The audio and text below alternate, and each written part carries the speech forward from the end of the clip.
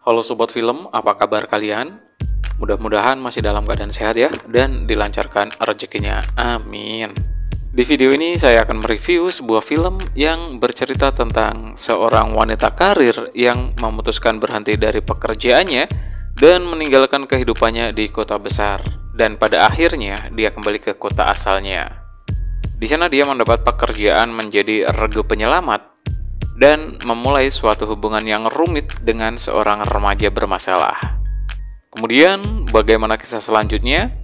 Langsung saja kita simak bersama-sama.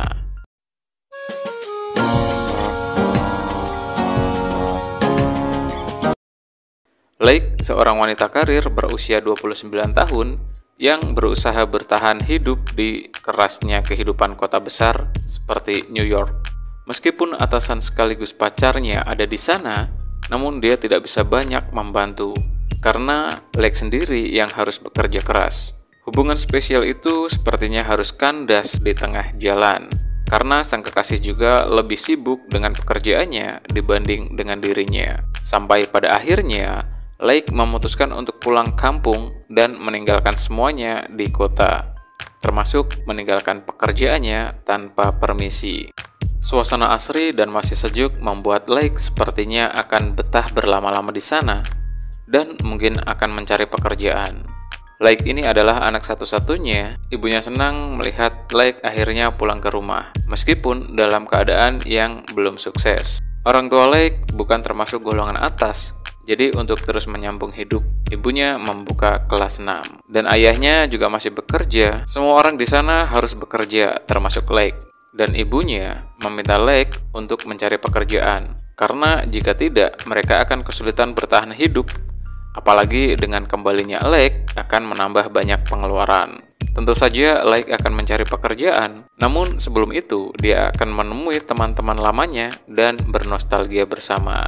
Di antaranya adalah Todd dan Mel. Berbeda dengan Todd dan Lake, Mel memang sudah menikah, namun mereka belum dikaruniai seorang anak.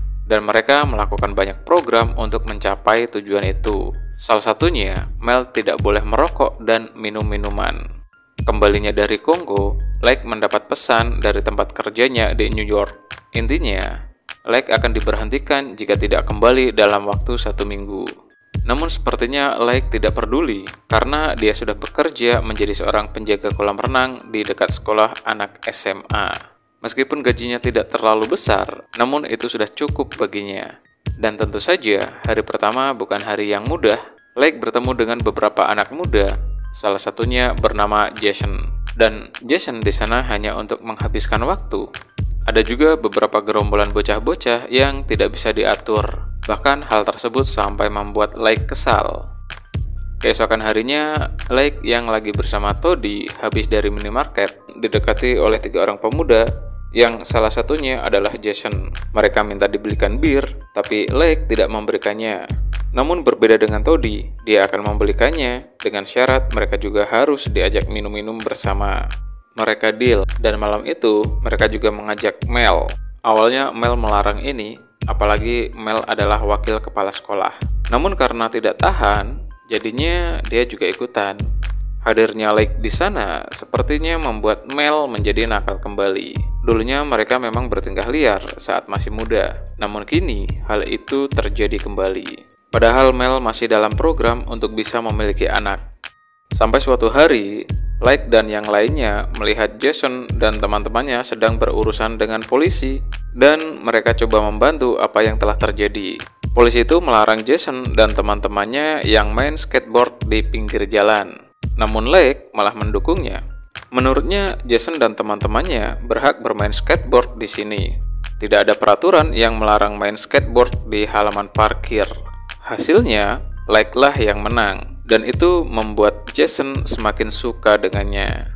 Semenjak kejadian itu, mereka jadi sering jalan bersama. Bahkan saat itu Mel mungkin mulai menyadari ada sesuatu di antara mereka. Lake dan Jason makin kesini makin hampir tak terpisahkan.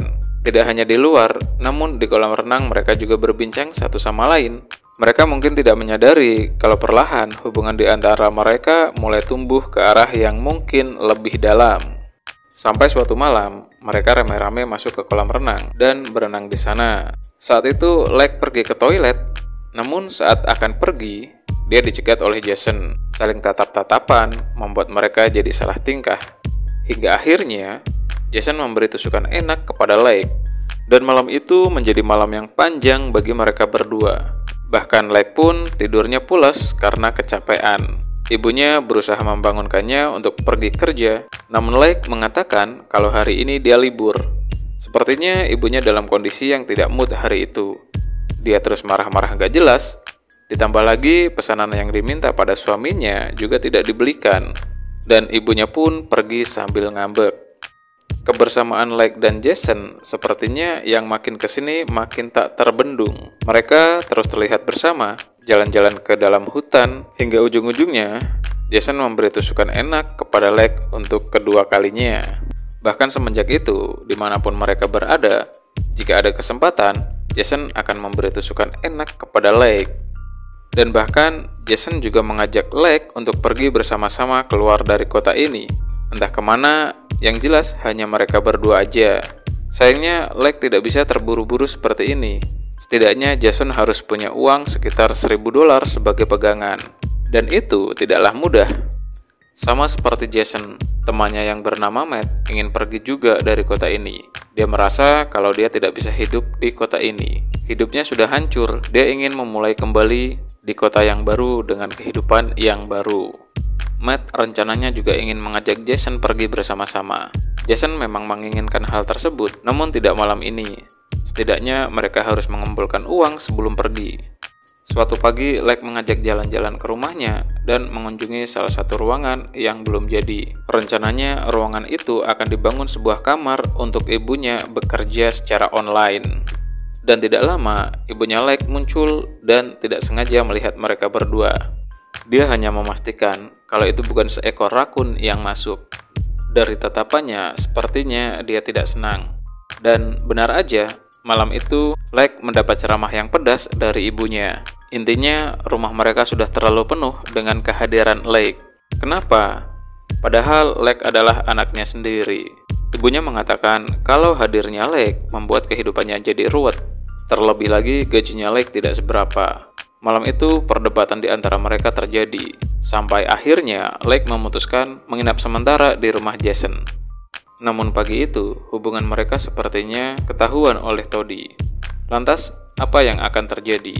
Mungkin Toddy tidak ingin memberitahukan hal ini pada Mel, namun dia harus memberitahukannya. Apalagi Jason adalah seorang murid yang satu sekolah dengannya. Mel kesal dan mulai mempertanyakan hal ini pada Lake. Apa yang sebenarnya ada di pikirannya? Jason masih bocah, sementara Lake hampir 30 tahun. Jika pihak sekolah tahu akan hal ini, Mel akan dipecat. Masalah sepertinya tidak hanya sampai di situ. Ketika Lake dan Jason jalan-jalan ke hutan, dia tidak sengaja menemukan Matt yang sudah tidak bernyawa. Ya, Matt mengakhiri hidupnya karena dia tidak tahan dengan kehidupannya sendiri. Seketika mereka dalam suasana yang buruk dan sedih. Lake mulai berpikir apakah ini semua karena kesalahannya.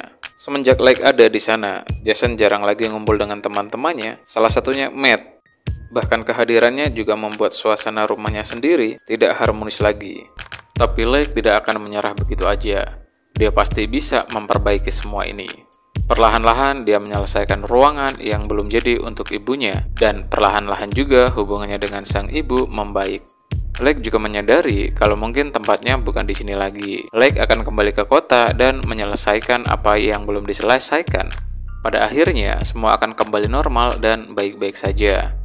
Nggak sampai 1 tahun berlalu, Jason mengirimkan surat untuk Lake yang mengatakan kalau dia kini tinggal di Vermont dan bekerja di sebuah minimarket. Meskipun gajinya tidak seberapa, namun dia bahagia. Dan sebenarnya hanya itulah yang memang kita butuhkan. Bahagia dan bersyukur. Oke sobat film, itulah tadi alur cerita The Lifeguard yang dirilis tahun 2013. Dan sampai di sini aja video kali ini. Terima kasih buat kalian semua yang sudah menonton. Sampai jumpa di video berikutnya. Bye.